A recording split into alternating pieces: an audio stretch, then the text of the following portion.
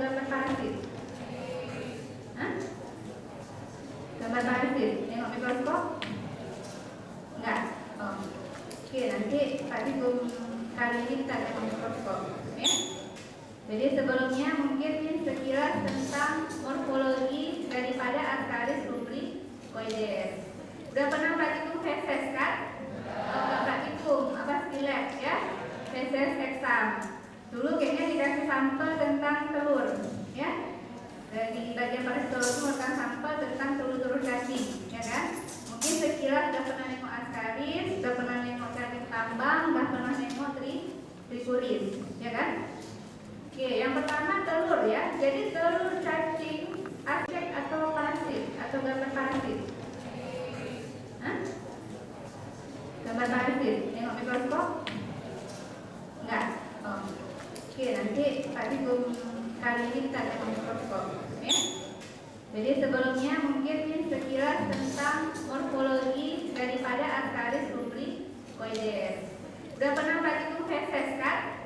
Praktikum apa skillet ya? Feses exam.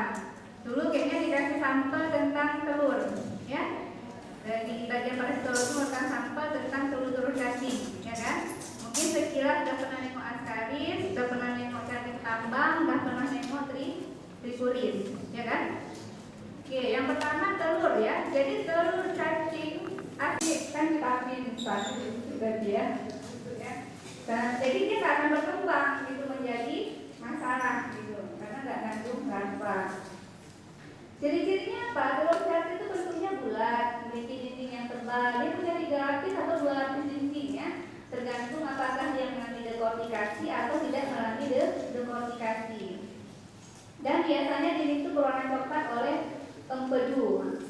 Ini pada bapak kasus lapisan luar tuh dia menghilang ya. Kita lihat mana lapisan yang menghilang ya. Dia punya 3 lapis ya. Ada lapisan albumin, glikogen, sama lipiodal. Yang paling luar bentuknya benjol itulah lapisan albumin. Di dalamnya ada glikogen, di tengahnya bagian paling dalam ada lipiodal gitu ya. Kemudian telur infraktil bentuknya lebih panjang, lonjong-lonjong. Kalau yang itu lebih bulat, jadi lebih besar, tipis, lapisan menjadi bervariasi, juga bisa terdapat benjolan dan dalamnya ada granul-granul. Jadi nggak jelas nampak adanya apa segmen-segmen pembelahan sel atau kenapa nggak ada jadi granul gitu bercahaya gitu ya. Bedanya apa? Pada yang lincir itu lapisan kedalamnya nggak ada ya, lipiodal itu nggak ada gitu. Ini dia contoh telur Ascaris ya. Jadi yang sebelah kiri itu adalah yang mengalami fertilisasi, sebelah kanan juga fertilisasi, cuma agak kurang terang ya. Ini masih apa? Masih stadium selnya masih 1 itu belum membelah. Di sini sudah terjadi pembelahan sel, sudah menjadi berkembang berbulan nanti bentuk jadi larva ya. Ini dia perkembangannya ya. Yang sebelah kirinya masih 4, yang udah nambah ya.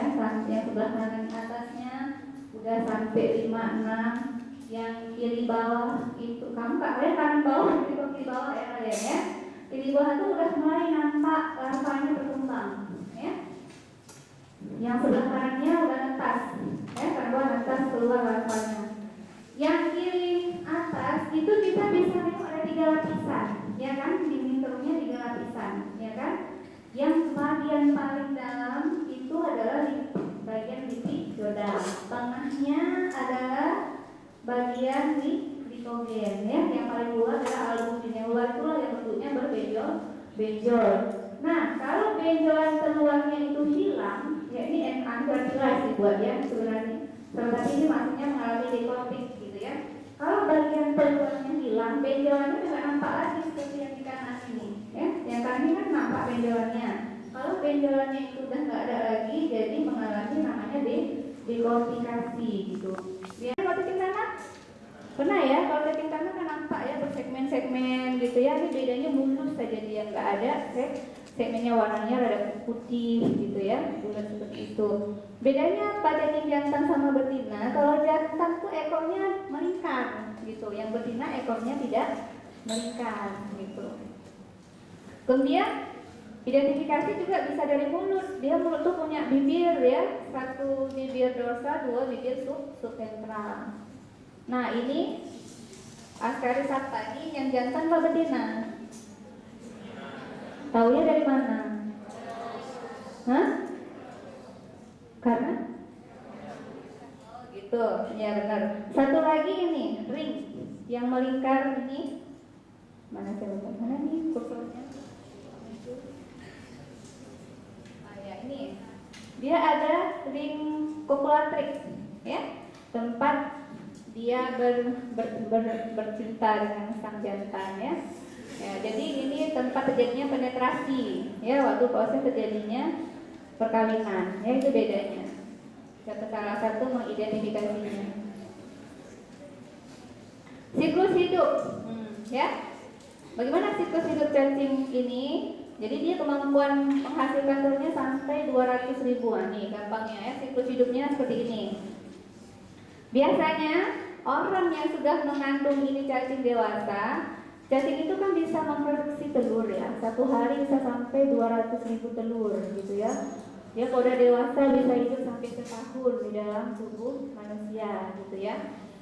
Telur itu bisa telur fertil atau telur infertil. Kenapa bisa ada telur infertil? Biasanya itu karena jumlah betina lebih banyak daripada jumlah jantannya, sehingga jantannya nggak sanggup ngawinin semuanya, gitu ya. Tapi betina lebih ingin bertelur, gitu ya. Bertelurlah betinanya. Jadi karena tidak dibuahi, jadilah dia telur infertil, gitu ya. Telur fertil.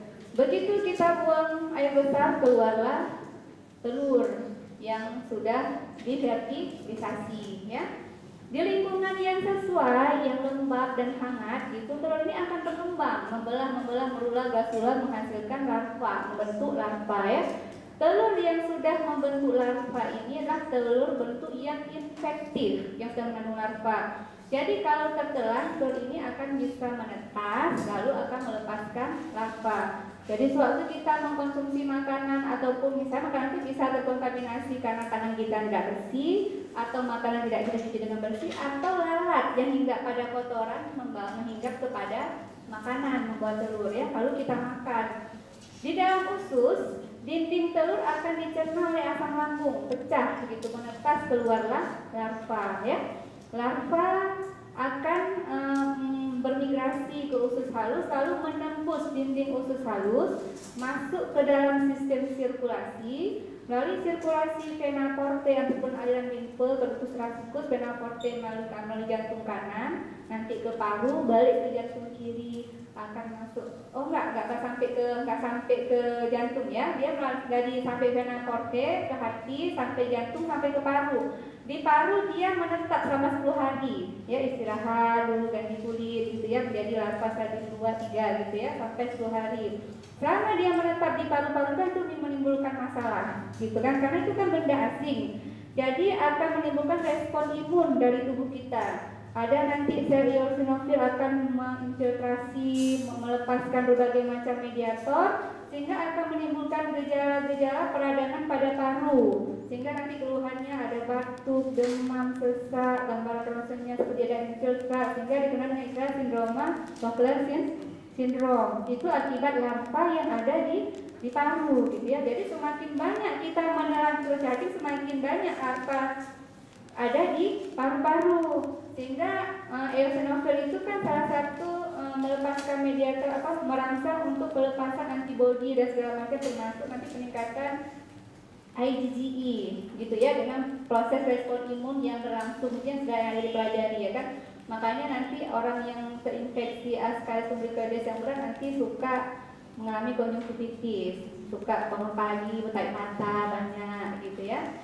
Kenapa? Makanya bilang kutik mata kok ini pasti kamu cacingan gitu ya kan. Ya, pada infeksi cacing yang berat bisa ya, salah satunya adalah konjungtivitis alergika akibat daripada pelepasan mediator-mediator inflamasi seperti IgE dan rangsangan infiltrasi dari sel-sel imun yang memacu pelepasan mediator yang gejalanya persis seperti gejala orang alergi gitu ya. Selama dia menetap di paru-paru selama 10 hari, setelah dia berganti kulit di larva 1, stadium 2, stadium 3, kemudian dia akan naik ya, dari bronkiolus ke bronkus gitu ya, ke trakea kan, sampai akhirnya ke epiglotis ya. Di epiglotis kita mungkin akan ada refleks batuk gitu ya kan, batuk karena batuk nelan gitu ya kan. Kan kalau batuk dahaknya jarang dibuang ya, apalagi batuknya sedikit gitu, telan aja, apalagi di kuliah gitu ya kan, telan sampai di usus, sampai telan masuk ke lambung, ke usus, di usus dia berkembang menjadi cacing jantan dan cacing betina gitu ya, lalu kawin dan menghasilkan telur, lalu dikeluarkan. Begitulah siklus hidup yang berlangsung daripada cacing ya. Jadi ini bisa dilihat siklusnya seperti ini ya, trakea, faring, ketelan, di usus halus berkembang menjadi cacing jantan dan betina, lalu berkopulasi, menghasilkan telur, terus siklus itu berlangsung seperti itu lagi ya. Makanya kenapa nanti aja saya bahas lebih. Nah ini gambar yang lebih realnya ya. Jadi gambar 1 telur ditelan ya, gambar 2 di lambung, di usus halus duodenum, karena faktor pengaruh daripada ini asam lambung di duodenum dia menetas ya, melepaskan larva ya kan. Kemudian ini stadium 3, larvanya menembus dinding usus, masuk ke dalam sistem sirkulasi ya. Nanti sistem sirkulasi ini kemari dari melalui vena porte ke jantung, ke paru, menginap 10 hari, kemudian ke bronkus, ke trakea, epiglotis, setelah masuk kembali ke dalam usus, masuk kembali ke dalam usus ya. Nomor 5, di sini di usus halus. Ini usus halusnya kan angka ya. Di usus halus berkembang dia menjadi cacing jantan dan cacing betina ya. Ini dia cacing jantan dan cacing betina. Ini nomor 4-nya nih dia. Usus halus, mari dewasa. Dia bisa juga dia bergerak ke kolon kalau makin banyak ya. Akhirnya ke-6 menghasilkan telur dikeluarkan bersama tinja. Ini ya perkembangan telur di alam. Patologi gejala klinisnya. Jadi kebanyakan infeksi cacing dewasa itu tanpa gejala, ya. Kalau misalnya cacing dewasa aja banyak itu, biasanya anak tuh nggak ada gejala, dia santai aja gitu kan. Biasanya kalau larva itu kan pertama aja pas setular. Cuman kalau setularnya banyak-banyak gitu, waktu pertama aja larva dari paru-paru itu sedikit masalah, gitu kan. Udah 10 hari larvanya udah masuk semua ke usus jadi cacing dewasa, nginap di situ tahun nggak apa, cacing dewasanya itu nggak bermasalah kalau dia di situ aja anteng-anteng aja gitu ya kan.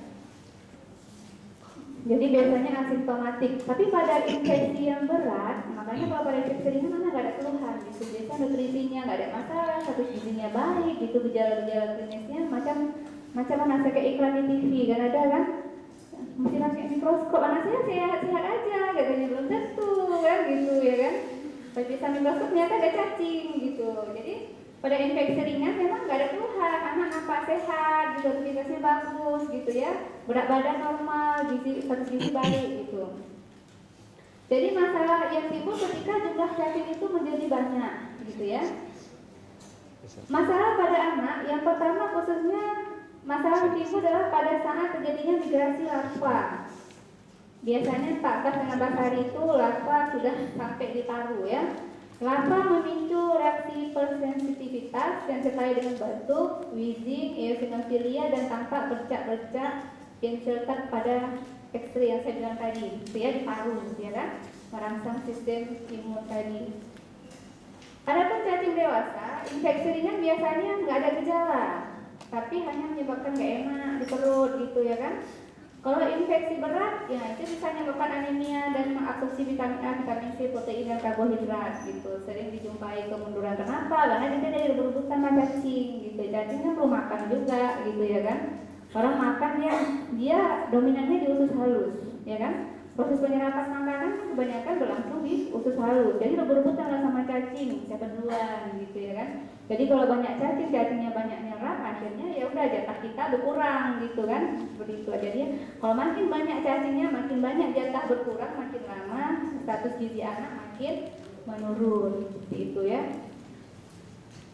Ya kalau udah gizinya, sudah asupan makanannya menurun, lama-lama pertumbuhannya juga terganggu. Kemudian kalau karbohidratnya juga kurang, proteinnya kurang, kegagalan fungsi kognitif juga terganggu. Makanya pada beberapa penelitian dikatakan pada anak-anak yang mengalami infeksi cacing, indeks prestasi sekolahnya lebih rendah daripada anak-anak yang tidak terinfeksi, gitu ya.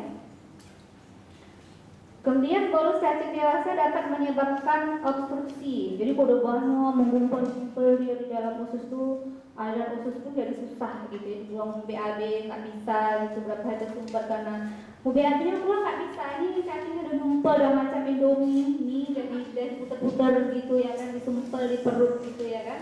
Nggak bisa keluar, tinja mau keluar pun nggak bisa, sehingga nanti perut jadi distensi, jadi keluhan. Ini solusinya apa? Mau nggak mau harus operasi, cacingnya dikeluarkan, dibuang gitu ya.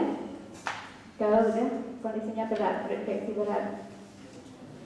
Atau bisa juga cacing ini gentayangan gitu, udah rame ini kan, sempit gitu. Macam kita kalau dalam padat di kota pasti bermigrasi ya kan.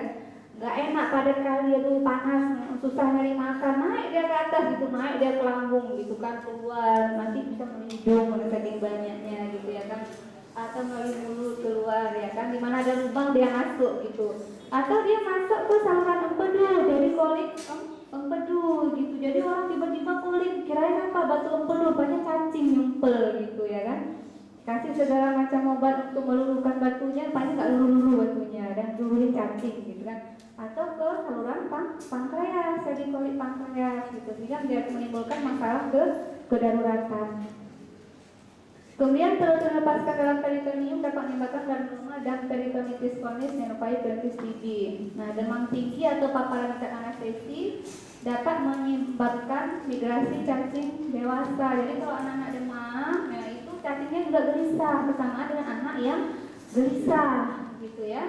Jadi kalau anak-anak banyak cacing itu bisa, makanya lagi tidur, lagi gelisah, cacingnya pun gelisah keluar dari hidung dan mulut gitu ya. Atau pakai anestesi. Nah, pakai anestesi, kalau misalnya gelisahnya keluar dari hidung ke mulut nggak apa-apa, keluarnya benar gitu, memang jalur keluar gitu ya kan, lubang.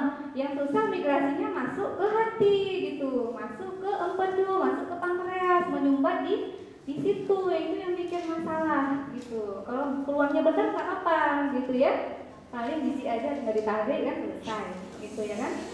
Tapi kalau ke organ harus dioperasi gitu, itu yang bikin ribet organ lain. Jadi cacing sering dimuntahkan oleh pasien demam. Walaupun infeksi cacing dewasa biasanya tidak menyebabkan gejala akut. Jumlah cacing tinggi bisa menyebabkan migrasi ringan ya. Oke, diagnosisnya bagaimana? Ya, kalau misalnya tadi yang migrasi pasien datang bawa cacing, dok ya udah memang cacingan loh, Ascaris gitu ya kan, itu cara paling gampang gitu kan.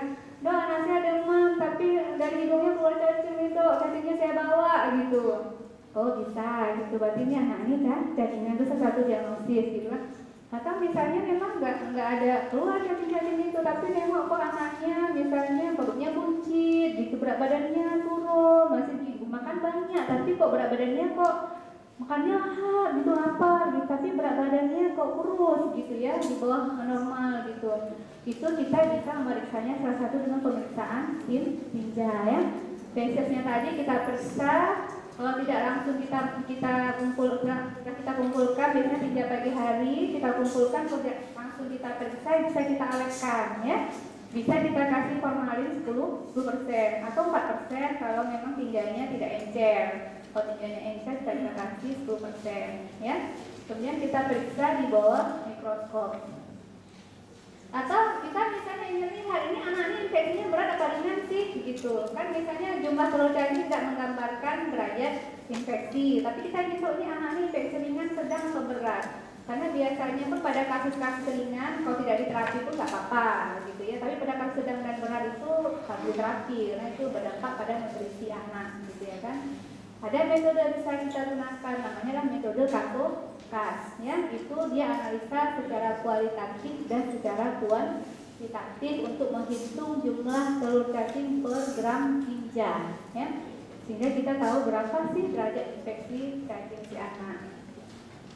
Larva dapat diidentifikasi di sputum atau pada bahan yang diperoleh dari hasil lambung sama fase migrasi paru. Nah, itu bisa ya, misalnya anak kok masih belean aja, ya bangun pagi matanya sibuk air mata gitu, tapi anak nggak punya alergi, keluarganya nggak ada alergi atau sedang mengalami apa kondisi-kondisi yang maju orang untuk alergi gitu. Tapi setiap hari belean aja dikasih segala macam dexamethasone, nggak ada perubahan dan segala macam, pasti balik lagi gitu misalnya kan. Nah, salah satu caranya adalah kita periksa sputum dia gitu ya. Kalau di sputumnya dibuat sekian hapusan dijumpai adanya apa cacing, nah itu berarti cacingan. Jadi kita kasih obat cacing gitu ya. Nah, obat pilihannya apa? Obat pilihannya bisa kita ambil albendazole, mebendazole atau pirakter pamoan ya. Biasanya kita bisa berikan dalam dosis tunggal. Albendazole 400 mg dosis tunggal ya, dosisnya ya. Nah, ini dosisnya. Kalau albendazole kita bisa berikan 400 mg per orang dosis tunggal sekali kasih ya. Nah, atau bisa juga pilihannya mebendazole. Mebendazole itu bisa pilihan tunggal atau terbagi gitu ya. Kalau terbaginya apa? 100 mg 2 kali sehari selama 3 hari atau blok kasih 500 mg gitu. Atau pirakter pamoan 11 mg per kilogram berat badan dosis tunggal maksimal 1 gram. Jadi pilihannya pilih salah satu, jangan sekali kasih digabung-gabung ya. Dan lagi albendazole gitu sampai akhirnya nggak dijumpai lagi telur cacing gitu ya, bukan dihantam gitu ya. Nah, sedangkan pada Loeffler syndrome kita bisa berikan prednisolon ya untuk menekan infiltrasi sel-sel radang. Karena infiltrasi sel-sel radang biasanya akan disertai dengan pelipatan mediator peradangan ya, sehingga akan menimbulkan hiperemia, inflamasi dan segala macam di paru-paru. Itu menimbulkan gejala sesak napas, missing, infiltrat ya. Jadi salah satu untuk mengurangi gejala itu kita berikan obat-obat penekan sistem kekebalan, itu prednisolon, sehingga derajat inflamasinya itu tidak begitu berat pada si anak ya. Kemudian diikuti dengan pemberian albendazole 2-3 minggu kemudian tumbuh cacing gitu, karena 2-3 minggu kemudian pasti cacingnya udah diusus gitu ya, udah nggak lagi dilarva. Ini cuma 10 hari paling inapnya ya. Kalau udah 2 minggu berarti udah nggak di situ lagi, dia udah jalan, dia udah ke atas, udah ke usus ya. Kita berikan albendazole karena apa? Memang kebanyakan obat-obat cacing itu yang memang cacing itu biasanya tuh kemampuan istilahnya absorpsi ke darah itu hanya 10% ya. Jadi obat cacing itu biasanya diabsorpsi hanya 10%, 90% itu berada di usus gitu ya. Makanya kenapa kita tunggu 2-3 minggu kemudian cacingnya udah pindah ke usus, di situ baru kita berikan obat-obat antimintik seperti itu ya. Karena kalaupun kita berikan sewaktu dia masih di paru-paru, itu hanya 10% yang diserap dari obat yang kita berikan. Kemudian obstruksi usus dan saluran kemih sebaiknya dilakukan penanganan secara konservatif ya, bisa berikan analgetik, antispasmodik dan IV segala macam. Sertai pengobatan dengan antimintik dosis tunggal setelah fase akut. Jadi kalau mau ada obstruksi, kita bisa kasih larutan parafin. Tujuannya apa? Biar begitu buang air besar lolos ya. Karena sebenarnya memang ada mekanisme dari sistem kekebalan tubuh kita ya. Ketika kita terinfeksi cacing, itu biasanya ada sel-sel yang ikut terpacu untuk melawan ini cacing. Salah satunya sel MAS, ada juga sel eosinofil ya. Jadi sel MAS ini dia akan melepaskan mediator-mediator seperti histamin. Jadi histamin itu di usus akan menyebabkan retensi daripada natrium ya. Artinya natrium tidak akan diabsorpsi. Akibatnya apa? Cairan akan banyak dikeluarkan ke saluran cerna. Kemudian juga akan merangsang sekresi mukus saluran cerna, ditambah lagi peristaltik usus itu akan ditingkatkan. Jadi akibatnya apa? Jadi suasana di usus jadi licin gitu. Jadi dengan peristaltiknya meningkat kan orang mau BAB mulus gitu kan, kemudian mukus banyak disekresikan kan jadi gampang dikeluarkan, nggak serat gitu. Jadi memang ada mekanisme dari tubuh kita untuk mengeluarkan cacing itu sendiri gitu ya, biar dia tidak bertahan di tubuh kita. Makanya pada beberapa kasus sebenarnya diare itu bukan penyakit sebenarnya. Nanti ada cara tubuh mengeliminir toksin, parasit, bakteri maupun virus yang ada di dalam tubuh kita gitu. Caranya dengan diare gitu. Tujuannya apa? Cairan kita banyak dikeluarkan, dikeluarkan sehingga berharap terjadi dilusi pengenceran, sehingga pada bakteri parasit itu menjadi rendah di dalam tubuh kita, tidak sampai membahayakan tubuh kita. Itu salah satu mekanisme pertama pertahanan tubuh kita gitu. Cuman kalau proses pertahanan itu berlanjut tanpa penggantian yang sesuai, dampaknya ke kita gitu. Kayaknya terus menerus kan dia ingin menetralisir, ini ingin membuang ini parasit, dia retensi natrium air dikeluarkan, tapi kita nggak minum gitu, nggak sebanding gitu, lama-lama tubuh kita jadi dehidrasi seperti itu jadi masalah gitu. Awalnya pertahanan, tapi ketika pertahanan berlebihan tidak dibarengi dengan asupan yang berimbang, jadi masalah bagi diri kita gitu ya. Nah, oke, ini yang berikutnya cacing tambang, ya. Cacing tambang. Nah, ini ada dua ya penyebabnya yang merupakan hostess definitifnya adalah manusia. Cacing tambang ini yang hostessnya manusia adalah pertama Ancylostoma duodenale, yang satu Necator americanus gitu. Ini kalau Ancylostoma namanya outward, ini new world. Kenapa new world? Karena Necator banyak ditemukan, dulu ditemukannya luar Ancylostoma, dijumpainya di Afrika ya, di Asia Selatan gitu, dibilangnya ini dunia tua gitu, orang Afrika dianggap dunia tua gitu ya. Tapi Necator ditemukan di Amerika, dianggap dunia baru Amerika gitu, padahal kedua-duanya dijumpai dunia baru dan dunia tua gitu ya, cuman hanya istilahnya saja. Kemudian ada sejumlah kelompok kecil cacing tambang yang menginfeksi binatang, dapat menginvasi dan menjadi parasit bagi manusia. Contohnya apa? Ancylostoma ceyranicum dapat menembus kulit, menimbulkan kerusakan salva migra, tapi tidak dapat berkembang lebih lanjut. Ada juga Ancylostoma brasiliensis dan Ancylostoma caninum, itu yang tadi ya. Larvanya menembus, tapi tidak bisa berkembang menjadi cacing dewasa, tapi hanya jalan-jalan, menimbulkan traffic eruption, jadi macam ya, karena jalan-jalan ke tanah jalan dia di kulit gitu ya, membentuk jalan sawah gitu di kulit gitu ya, melingkar-lingkar. Kemudian distribusinya merupakan infeksi cacing paling banyak kedua terbanyak di dunia. Necator americanus dijumpai di Afrika, Asia, Amerika juga ada. Necator ini banyaknya di Amerika sama Australia, sedangkan Ancylostoma duodenale banyaknya di Timur Tengah. Walaupun hanya dijumpai di Timur Tengah, Afrika Utara, tapi juga di Amerika gitu ya. Jadi kadang-kadang pernyataan satu dengan lain suka saling bertolak belakang gitu ya, padahal sebenarnya ada juga gitu ya. Nah, ini dia gambarnya Ancylostoma duodenale. Orang kalau terinfeksi dengan cacing ini, gejala paling utamanya adalah anemia, ya, karena ini adalah cacing vampir. Ya. Kenapa disebut cacing vampir? Karena giginya ini macam vampir, ya kan? Nampak gambarnya giginya. Jadi dia melekat di usus itu, nempel di isap darah, ya. Jadi satu ekor cacing bisa menghisap darah 0,03 mili sampai 0,15 ml per hari. Bayangkan ya, kalau begitu banyak cacing itu minimal ada 10 cacing 1,5 ml per hari. Kalau ada satu cacing 15 ml per hari. Kalau ada 1000 1 ml. Ada hampir satu kantong ya kan? Hampir satu kantong untuk transfusi darah gitu ya kan? Makanya kenapa makin banyak cacing makin beratlah derajat anemia derita oleh saya. Makanya keluhan utama dari orang penderita Ancylostoma duodenale adalah anemia, ya, karena dia menghisap darah. Kalau ciri-ciri cacing dewasa, panjang cacingnya nggak panjang, kecil ya, cuma 1 cm ya. Bedanya kalau sama aska itu sampai 1 meter dia tadi panjangnya ya, melingkar-lingkar di sekolah. Kecil dia halus gitu ya. Bagian ekornya ini dia ya, ada bursa kopulatif pada bagian ekornya ya. Ini namanya spekule. Ini spekule ini untuk dia masukkan ke betina waktu dia melakukan fertilisasi. Ini namanya semuanya bursa kopulatif dorsa. Nah, berikut yang kedua Necator americanus. Bedanya apa? Kalau tadi dia punya gigi taring, ini dia punya gigi potong. Nah, dia giginya buat motong gitu, nggak bertaring ya. Kalau tadi taringnya 2 pasang, ini namanya cutting plate buat motong ya.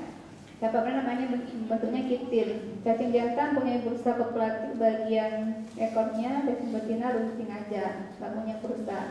Nah, ini gambarnya, gambar mulutnya. Biasanya kita Kalau jumpanya cacing dewasa, kita identifikasinya di mulutnya, ya. Ini salah satu metode tempat identifikasi. Satu lagi bisa di ekor, ya, identifikasi.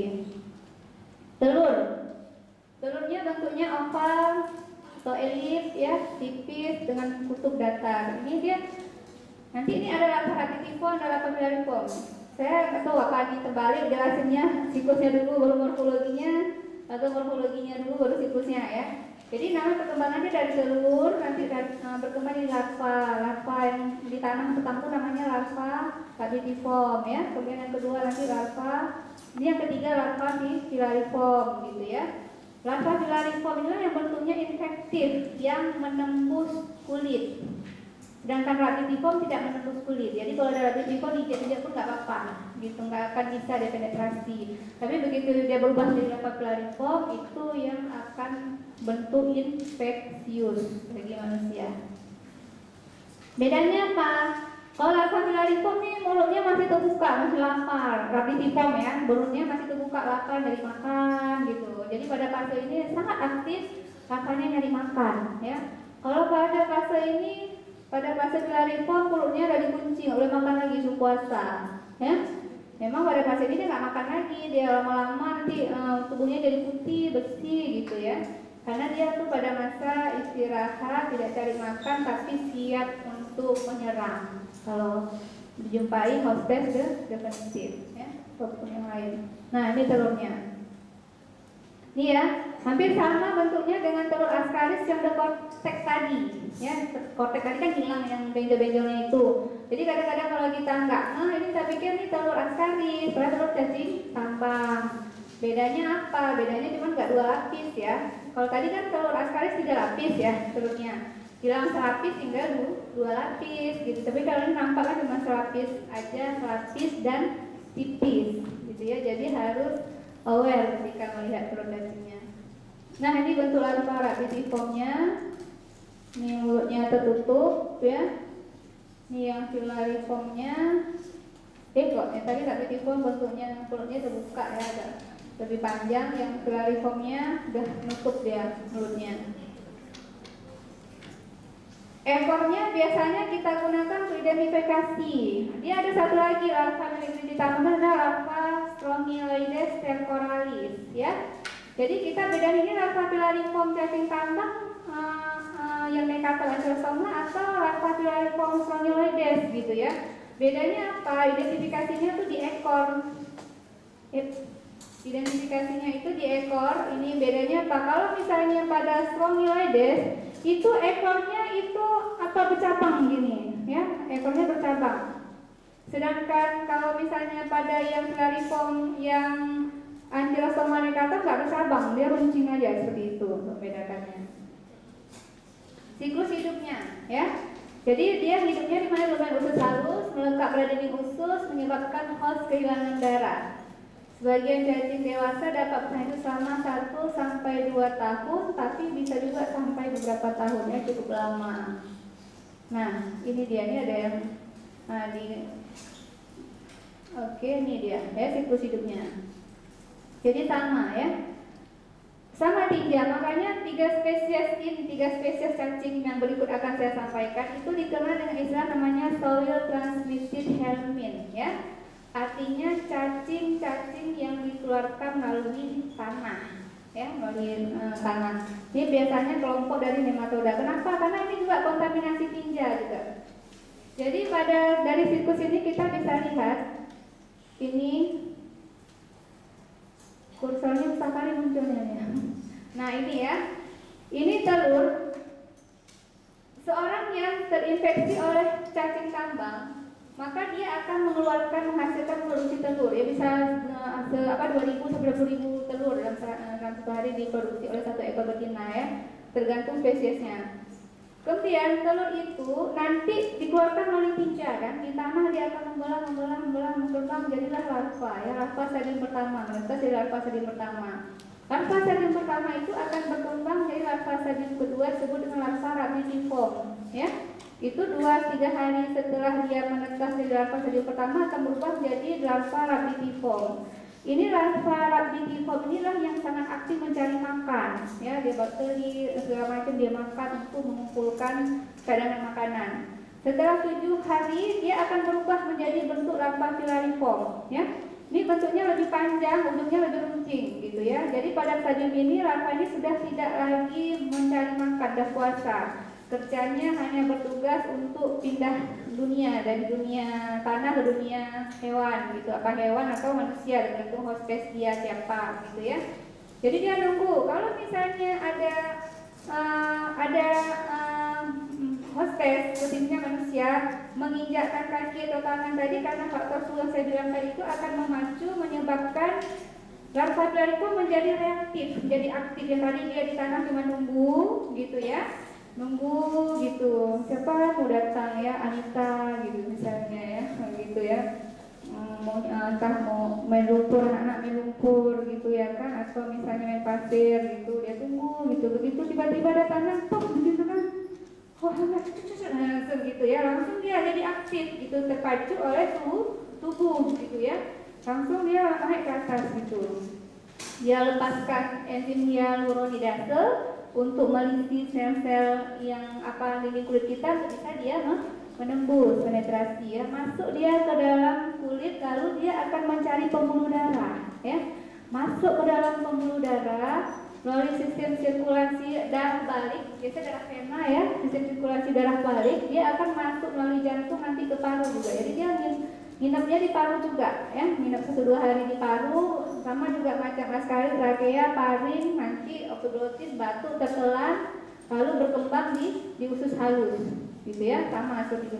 Di usus halus dia berpopulasi, nanti akan menghasilkan berkembang dari jantan betina, populasi menghasilkan telur, dikeluarkan lagi, begitulah siklus-siklusnya itu berlangsung ya, sama. Nah ini tadi gambarnya yang mungkin lebih cantik ya, sama aja. Nomor 1 dia yungum ya, cacing larvanya, berkembang nomor 2-nya di usus halus juga berkembang dari cacing jantan dan betina. Nomor 3-nya mulailah mereka memproduksi telur ya. Kemudian orang BAB, telurnya masuk ke BAB di tanah ya, di tanah telur itu berkembang gitu ya. Dari morula, gasula, ada larva gitu ya, larva Rhabditiform, larva filariform ya, menembus kulit, namanya disebut dengan bronkitis. Itu gejala-gejala peradangan akibat penembusan larva namanya kan larva migrans, atau disebut juga dengan bronkitis gitu ya. Cuman kalau pada kasus Ankylostoma duodenale sama Nectaphila americanus, karena dia menetrasi kulit tujuannya pada pembuluh darah, biasanya gejala dermatitis akibat cacing yang menginfektasi itu nggak lama, sebentar aja gitu kan, begitu tempat dia nembus sebentar gitu, habis itu dia masuk dalam sirkulasi, paling menimbulkan gejala 1-2 hari. Tapi kalau pada Ankylostoma selanicum atau caninum, karena dia bukan hostes definitifnya, bukan manusia, begitu dia masuk menembus kulit, dia nggak nyari pembuluh darah, jadi bergentayangan dia sepanjang kulit, nggak bisa keluar, nggak bisa kemana-mana gitu. Jadi bergentayangan sepanjang kulit, jadi dari sini masuk kemana-mana, menimbulkan peradangan di sepanjang tempat dia bermigrasi, gatal, merah, udem ya, infiltrasi varicocele seperti itu, sehingga menimbulkan masalah-masalah di kulit. Itu bedanya kalau sama yang Ankylostoma duodenale atau Nectaphila americanus ya. Tapi kalau misalnya cepat, begitu misalnya kan gitu, pas lagi main tanah gitu, tiba-tiba larvanya masuk kan, nampak gitu ya kan, jalan ya kan, jalan gitu. Kalau cepat langsung dikasih kloretil, disemprot gitu, biar dia nggak nembus pembuluh darah begitu. Kalau cepat itu mati dia kalau disemprot dengan kloretil. Tapi kalau nggak cepat disemprot, masuk dia nembus pembuluh darah gitu, langsung masuk ke dalam sistem sirkulasi. Nah, gejala klinisnya adalah pertama adanya defisiensi besi, merupakan gejala paling sering. Bisa juga gejala gastrointestinal dan nutrisi, kemudian manifestasi lokal tadi bronkitis yang saya bilang dapat terjadi pada saat penetrasi kulit oleh larva filariform, larva stadium 3, dan gejala respiratori dapat diamati sama migrasi larva di paru-paru. Diagnosisnya sama ya. Kalau kita periksa mikroskop, kita jumpai telur seperti yang saya gambarkan tadi, yang melihat tadi, telur yang bentuknya bulat atau oval dengan dindingnya yang tipis. Nah, itu adalah telur cacing tambang. Cuman bedanya kita tidak bisa membedakan ini apakah telur Necator americanus atau telur Ankylostoма duodenale karena bentuknya persis, ya. Jadi untuk identifikasi biasanya kita identifikasi larva. Bagaimana cara mengidentifikasi larva? Telur yang terdapat di tiga itu kita kultur. Metode kulturnya namanya Harada Mori, ya. Jadi kalau kita periksa di sini ada telur cacing tambang. Ini telur cacing tambangnya Necator apa Ankylostoma ya, gitu. Ambil cacing itu kita kultur di sebuah medium, sebuah teknik pengkulturan namanya Harada Mori, di mana tinja kita oleskan pada sebuah kertas yang bisa menyerap air. Di situ di bawahnya air. Tadi itu kita celupkan air, tapi tinjanya di atasnya. Kita biarkan beberapa hari. Nanti kalau dia udah menetas, larvanya turun ke dasar tabung yang kita isi air. Turun dia ke situ, tadi ada larva di situ kan. Nah, larva itu kita ambil, kita identifikasi ciri-ciri tubuhnya itu. Dia agak berbeda. Secara spesifik ciri-ciri tubuhnya berbeda antara larva Capitiform maupun Gladiform dari Necator americanus maupun Ankylostoma duodenale.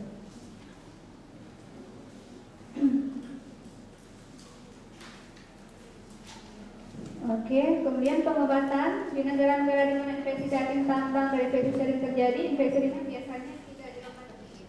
Ya.